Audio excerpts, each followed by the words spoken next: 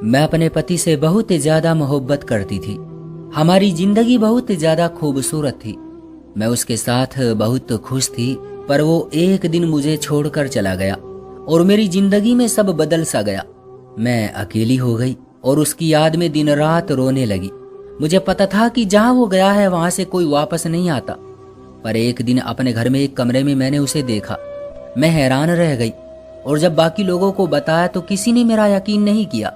लेकिन फिर मुझे मेरे पति ने भी ऐसी बात बताई कि मैं भी वो राज सबसे छुपाने पर मजबूर हो गई। मेरा नाम सुमन है। मैं बहुत ज्यादा खूबसूरत थी। अपने मोहल्ले की सबसे ज्यादा खूबसूरत लड़की थी मैं। लेकिन मुझे कभी भी कोई दूसरा मर्द पसंद नहीं आया। मेरी माँ कहती थी कि जब तक मेरी बेटी नहीं कहेगी मैंने इसकी शादी नहीं करवानी है।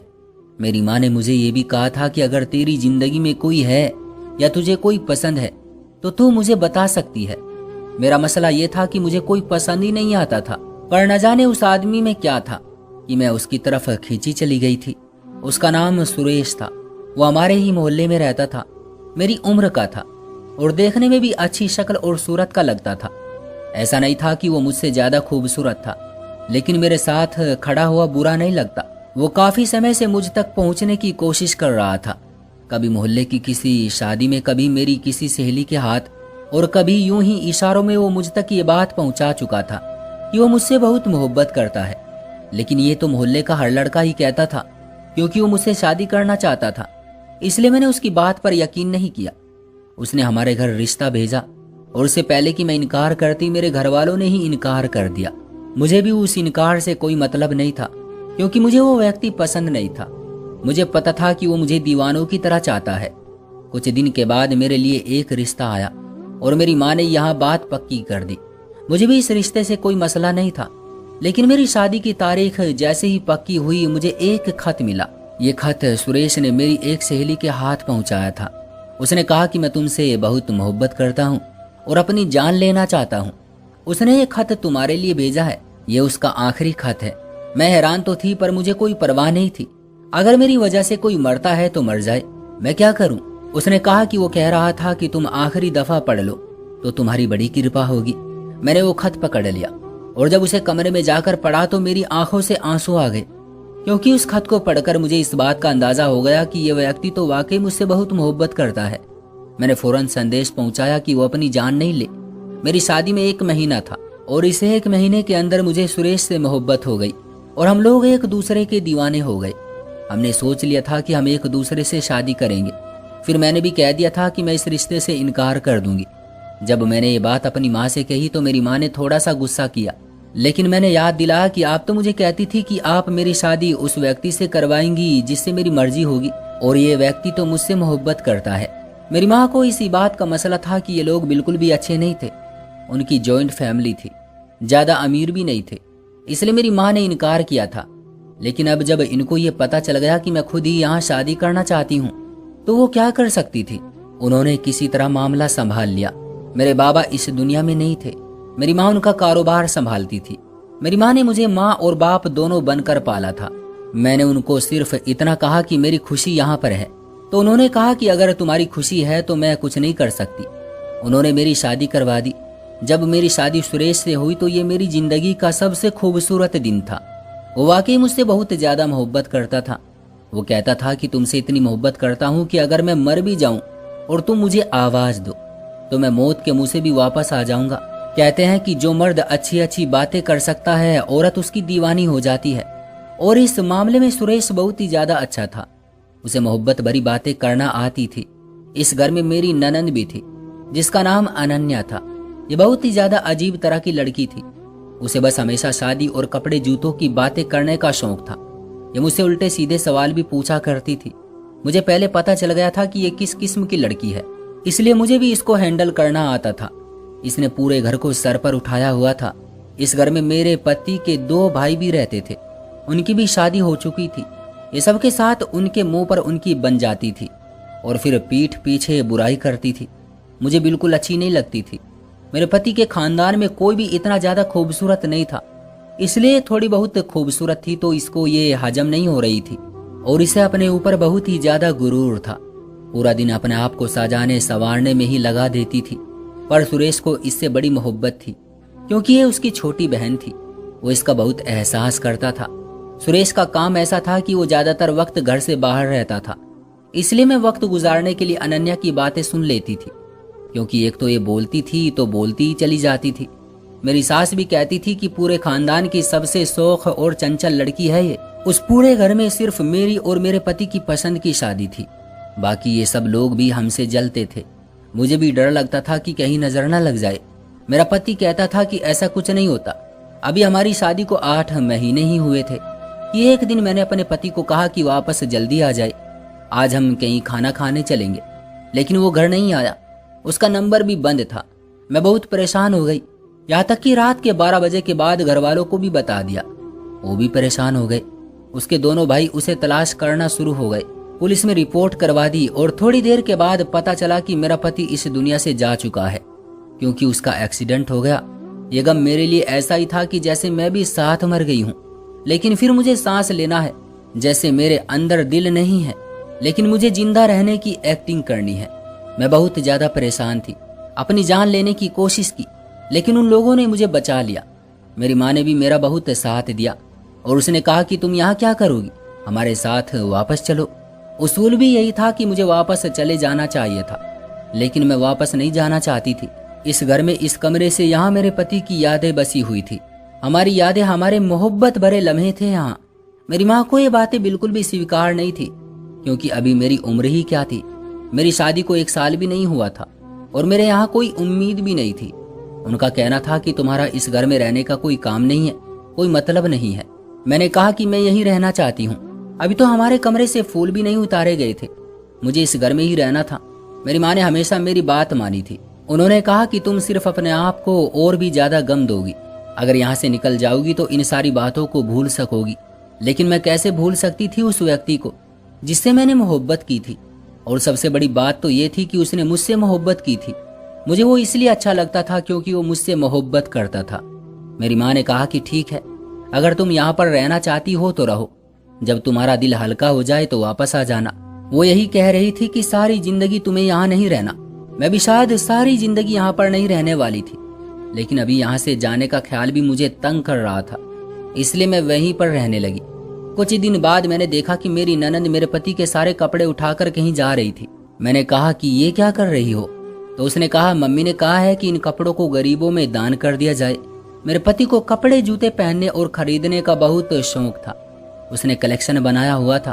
वो बहुत ही ज्यादा कपड़ों का शौकीन था। मैंने उसे कहा कि ऐसा नहीं करो। मैंने रोना शुरू कर दिया। उसने कहा कि भाभी, अगर आपने निशानी के तौर पर भाई की कोई चीज रखनी है तो आप रख लें, लेकिन इतने सारे कपड़ों का क्या करेंगे, फेंकने से अच्छा है किसी के काम आ जाएंगे। मैंने अपने पति का वो सूट रख लिया जिसमें मैंने उनको पहले दिन देखा था, लेकिन मैं यही चाह रही थी कि वो चीजें यहाँ से ना लेकर जाए। और उसकी बात भी ठीक थी। मैंने कहा कि ठीक है ले जाओ, और वो सारे कपड़े अपने कॉलेज में ले गई, क्योंकि उनके कॉलेज में बाढ़ पीड़ित गांव वालों के लिए चीजें जमा की जा रही थी। जब वो कपड़े ले गई तो दूसरी चीजें भी साथ ही ले गई, जैसे कि जूते, परफ्यूम, घड़ी इत्यादि। सब कुछ उस कमरे से चला गया था। कुछ दिन बाद मेरी सास ने कहा कि तुमने अपना दहेज का सामान अगर वापस भेजना है तो भेज दो। तुम्हारा सामान बिल्कुल नया है, अगर तुम मेरी बेटी के लिए रख दो तो तुम्हारी बड़ी कृपा होगी। हमारे घर में किसी चीज की कमी नहीं थी। मैं इस सामान को अपने साथ नहीं ले जाना चाहती थी। मैंने सोचा कि अगर मेरा पति जिंदा होता और मैं उससे इस बात का मशवरा करती तो वो जरूर यही कहता कि ये सामान मेरी बहन को दे दो। इसलिए मैंने अपनी सास को कहा कि आप ये सामान ले जाएं, सिवाय हमारे बेड के। मेरे ससुराल वालों का मेरे साथ व्यवहार अच्छा था। वो लोग भी मुझे तसल्ली देते थे। कभी कभी हम साथ बैठकर एक दूसरे को तसल्ली देते, मेरे पति की बातें करते और रोना शुरू कर देते। एक दिन इसी तरह मैं वापस अपने कमरे में जा रही थी, जब घर के लॉन में मैंने कुछ देखा और मेरे कदमों तले से जमीन निकल गई। मैंने देखा कि मेरा पति सामने खड़ा है, उसका मुंह दूसरी तरफ था, लेकिन ये तो मेरा पति था। मैं पागलों की तरह उसकी तरफ भागने लगी, लेकिन वो वहां से चला गया। मैंने चीखना चिल्लाना शुरू कर दिया और ये सब कुछ अपनी सास और घर वालों को बताया। उन्होंने भी रोना शुरू कर दिया। उन्होंने कहा कि तुम्हें वहम हो रहा है बेटा, और इस तरह नहीं होता। वो तो इस दुनिया से चला गया, वापस कहाँ से आएगा। मैंने कहा कि मैंने अपनी आंखों से देखा है, और जब उसे पता चला कि उसके करीब आ रही है तो वहां से भाग गया था। उसने वही कपड़े पहन रखे थे, वो सुरेश था। मैं बुरी तरह से चिल्ला रही थी और सब मुझे अजीब सी दर्द भरी निगाहों से देख रहे थे, या फिर शायद मुझे ही वहम हुआ था, इसलिए मैं वापस अपने कमरे में आ गई। लेकिन मैंने अपने पति को इसी तरह देखा था कि जैसे वो मेरे सामने खड़ा होता था। मुझे तो ये बिल्कुल भी वहम नहीं लगा था, लेकिन वो वापस कैसे आ सकता था। एक हफ्ता इसी तरह गुजर गया, जब एक दिन अचानक मैंने फिर से अपने पति को देखा। इस दफा तो वो लॉन में बैठा था, और जब मैं उसके पास गई, उसको पकड़ना चाहा, उसके पीछे जाना चाहा, तो वो फिर से भाग उठा, और इस दफा मेरा हाथ उसके कांधे से भी टकरा था। ये मेरा वहम नहीं था, वो वाकई मेरा पति था, पर मुझे देखकर भाग क्यों रहा था। इस दफा भी मैंने ये बात घरवालों को बताई, और ये भी बताया कि मैंने उसके कांधे पर हाथ रखा था और वो मुझे महसूस हुआ था। ये बात सुनकर के घरवाले काफी परेशान हो गए। उन्होंने कहा कि ये लड़की पागल हो गई है, और या फिर ये इसको वहम हो रहे हैं। मेरी ननंद ने मुझे तसल्ली दी और उसने कहा कि भाभी ऐसा कुछ भी नहीं है। उसने मुझे बहुत तसल्ली दी। वो आजकल मेरा बहुत ख्याल रखती थी। घरवाले मेरी किसी बात का यकीन नहीं कर रहे थे, लेकिन मुझे पता था कि मेरा पति मुझसे मिलने आ रहा था। वो मुझसे इतनी मोहब्बत करता था। उसने कहा था कि अगर कभी मैं इस दुनिया से चला गया तो भी तुम्हारे लिए वापस आ जाऊंगा। शायद वो अपना वादा निभा रहा था। मेरी माँ ने मुझे फोन किया और कहा कि अब तुम वापस आ जाओ, लेकिन मैं ये सोचकर वापस नहीं जाना चाहती थी कि हो सकता है वहां पर मेरा पति मुझसे मिलने के लिए ना आए। मैंने जाने से इनकार कर दिया। मेरी माँ बहुत परेशान थी, क्योंकि जाहिर है कि मैं उनकी इकलौती औलाद थी और यहाँ पर बैठकर अपनी जिंदगी बर्बाद कर रही थी। लेकिन फिलहाल मैं उनको कुछ समझा नहीं सकती थी। एक दिन तो हद ही हो गई। मैंने अपने पति को फिर से देखा, लेकिन इस दफा भी वो भाग गया, और जब वहां से चला गया तो जमीन पर एक खत पड़ा था। मेरा दिल तेजी से धड़कने लगा। मैं हैरान थी, मेरे हाथ कांप रहे थे। उस खत के अंदर लिखा था कि मैं चाहता हूं कि तुम मेरा एक काम करो, और उसके मुताबिक मेरा पति मेरे लिए ये पैगाम छोड़कर गया था कि मैं अपनी सारी कीमती चीजें उसकी बहन को दे दूं। मुझे याद है कि वो अपनी बहन से बहुत मोहब्बत करता था। अपने पति की बात में कैसे टाल सकती थी।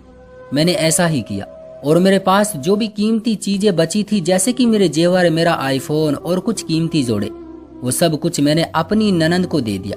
वो हैरान हो गई कि ये सब कुछ आपने मुझे क्यों दे दिया है। तो मैंने कहा कि तुम्हारा भाई मुझसे मिलने आया था, उसने ऐसा कहा है। मेरी ननंद चीजें नहीं ले रही थी, और मैंने उसे कहा कि ये तुम्हारे भाई का आदेश है, इसलिए तुम ले लो। दिन इसी तरह गुजरने लगे। एक दिन कुछ ऐसा हुआ कि मैं वाकई हैरान रह गई। सुरेश पहले तो मुझे सिर्फ बाहर मिलता था, लेकिन अब वो मेरे कमरे में खड़ा था, पर वो मुझे अपनी शक्ल नहीं दिखा रहा था। मैं उसे उसके कपड़ों से पहचान गई थी। मैंने रोना शुरू कर दिया और उससे खूब दिल की बातें की, लेकिन वो जवाब में नहीं बोल रहा था। मैंने कहा कि तुम बोलते क्यों नहीं हो, तो उसने सिर्फ सर हिलाया। मैंने कहा कि काश मैं तुम्हारी आवाज सुन सकती। उसने फिर से एक कागज एक साइड पर रख दिया और वहां से चला गया। मुझे इस बात की खुशी थी कि कम से कम वो मुझसे कागज पर लिखकर तो बात कर सकता था। इस दफा कागज में लिखा था कि ये बात किसी को भी मत बताओ कि मैं तुमसे मिलने के लिए आता हूँ। देखो, मेरी माँ बहुत परेशान है। उन्होंने मेरी बहन का रिश्ता तय कर दिया है, लेकिन वो लोग बहुत ज्यादा दहेज मांग रहे हैं। तुम्हें याद है, मैंने अपने हिस्से का एक प्लॉट तुम्हारे नाम किया था। मेरे पास बस यही प्लॉट था, और मैंने मेरे घर वालों को भी नहीं बताया था। मेरा पति शादी से पहले परदेश रहकर आया था। उन पैसों से उसने अपने लिए एक छोटा सा प्लॉट ले लिया था, जो मेरे नाम कर दिया। मैं चाहता हूँ कि तुम वो वापस मम्मी के नाम कर दो, ताकि उसे बेचकर वो मेरी बहन की शादी कर सके। मैंने दिल में सोचा कि अब वैसे भी मैं उसका क्या करूंगी। हमने तो सोचा था कि इस जमीन पर हम लोग अपने ख्वाबों का आशियाना बनाएंगे, लेकिन अब जब मेरा पति इस दुनिया से चला गया था तो मैं उसका क्या करती। मैंने अगले दिन उसकी रजिस्ट्री अपनी सास के नाम करवा दी थी। वो भी बहुत खुश हो गई और मेरा भी दिल संतुष्ट हो गया। इंसान जिससे मोहब्बत करता है, उससे जुड़े लोगों से भी उसे मोहब्बत हो जाती है, इसलिए मैं बहुत खुश हुई। मैंने अपनी ननंद को बताया कि तुम्हारा भाई मुझसे मिलने के लिए आता है। वो रात को मेरे कमरे में आता है, कोई और माने ना माने, कम से कम तुम तो ये बात मानो, क्योंकि मरने के बाद भी उसे सिर्फ तुम्हारी ही फिक्र है। वो हमेशा तुम्हारी फिक्र करता रहता है। तुम्हारे लिए सब कुछ किया है उसने कहा कि वो भाई कैसे हो सकते हैं। मैंने उसे कहा कि अगर यकीन नहीं होता तो एक रात मेरे साथ मेरे कमरे में गुजार लो, क्योंकि मेरे कमरे से लॉन बिल्कुल साफ नजर आता है और वहां लॉन में दरवाजा भी खुलता था। वो इस बात के लिए तैयार नहीं थी और वो ये सब नहीं करना चाहती थी। उसने कहा कि मुझे डर लगता है। मैंने कहा कि एक तरफ तो तुम चाहती हो कि तुम्हें यकीन नहीं है और फिर तुम डरती भी हो। मेरी ननंद डर रही थी। वो कह रही थी कि मैं ये नहीं कर सकती, लेकिन मैंने उसे कहा कि तुम्हें ये करना होगा ताकि सब तुम पर यकीन करे। मैंने उसे बहुत ज़्यादा फोर्स करना शुरू कर दिया। उसने कहा कि ठीक है, और मेरे कहने पर वो एक रात के लिए मेरे कमरे में सोने पर राजी हो गई थी। मुझे यकीन था कि आज भी सुरेश कमरे में आएगा, और जब मेरी ननंद को ये बात पता चल जाएगी तो फिर सारे घर वाले मेरी बात पर यकीन करेंगे, और मेरी माँ को भी इस बात का यकीन आ जाएगा। फिर वो मुझे यहाँ से ले जाने की बात नहीं करेगी, क्योंकि उन्होंने मेरी सास और ससुर को कॉल करके एक बात कही थी कि आप अपनी बहू को कहें कि वो इस घर से चली जाए, ताकि वो वहाँ से जाने पर मजबूर हो जाए, वरना वो वहाँ से कभी नहीं जाएगी, अपनी जिंदगी बर्बाद करती रहेगी। मैं अपनी बेटी की जिंदगी बर्बाद होते हुए नहीं देख सकती, इसलिए सब कुछ कर रही थी। मैंने अपनी ननंद से कहा कि वो सोए नहीं, जागती रहे। वो भी जाग रही थी। आखिरकार वो वक्त आ गया जब सुरेश ने कमरे में आना होता था, लेकिन आज वो कमरे में नहीं आया। मैं भी मायूस हो गई और मेरी भी आंख लग गई। जब थोड़ी देर के बाद किसी शोर पर मेरी आंख खुली और सामने का मंजर देखकर हैरान रह गई। मैंने देखा कि सुरेश वहीं खड़ा था और मेरी ननंद उससे बातें कर रही थी। ये देखकर मेरे कदम तले से जमीन निकल गई, लेकिन जैसे ही उन्होंने मुझे देखा वो भी हैरान रह गई। मैंने लाइट ऑन की और जब वो मेरी तरफ पलटा तो मैं हक्की बक्की रह गई, क्योंकि वो सुरेश नहीं, वो तो कोई और आदमी था। उसने सुरेश के कपड़े पहन रखे थे। मुझे भी समझ नहीं आया कि ये सब कुछ क्या हो रहा है। मैंने चिल्ला चिल्ला कर बाकी घरवालों को भी जगा दिया, और जब मामला सामने आया तो वो ये निकला कि मेरा पति मुझसे मिलने के लिए कभी भी नहीं आया। ये वो आदमी था जिससे मेरी ननंद मोहब्बत करती थी, और उसके साथ 1 साल से उसका चक्कर चल रहा था। उस आदमी को मेरी ननंद ने मेरे पति के सारे कपड़े दिए थे, और हम लोगों को कहा था कि मैं कॉलेज में बांट रही हूँ। और अफसोस की बात तो ये है कि मेरी ननंद के साथ मेरी सास भी मिली हुई थी, और मुझे बेवकूफ़ बनाकर मुझसे सारी कीमती चीज़ें ले ली थी। और मैं ये समझ रही थी कि मेरे पति की मर्जी है, इसलिए मैंने सब कुछ दे दिया। मैंने उनसे कोई चीज़ फिर भी वापस नहीं ली, क्योंकि मुझे उन चीज़ों से कोई मोहब्बत नहीं थी। लेकिन ये जरूर बताया कि जो उसने किया अच्छा नहीं किया, अपने बेटे के साथ अच्छा नहीं किया, वो भी वो बेटा जो इस दुनिया से जा चुका था। मैं तो उनकी मोहब्बत में सब कुछ कर रही थी। मुझे क्या पता था कि ये इस तरह के लोग हैं। मैं अपने घर वापस आ गई और मुझे इस बात की समझ आ गई कि मेरे पति की यादें मेरे दिल में है। किसी चीज के साथ उसकी याद का कोई संबंध नहीं है। मैं अभी भी हमेशा उसे याद करती हूँ। मैंने किसी से शादी नहीं की है। मैं उसके लिए हर साल मंदिर में गरीबों को भोजन कराती हूँ। यही उसकी आत्मा की शांति के लिए सबसे बेहतरीन तोहफा है। दोस्तों, क्या ख्याल है आपका इस कहानी के बारे में? कमेंट बॉक्स में हमें जरूर बताइएगा। वीडियो को लाइक कर दीजिए और चैनल को सब्सक्राइब कर लीजिएगा। मिलते हैं अगली वीडियो में, तब तक के लिए धन्यवाद।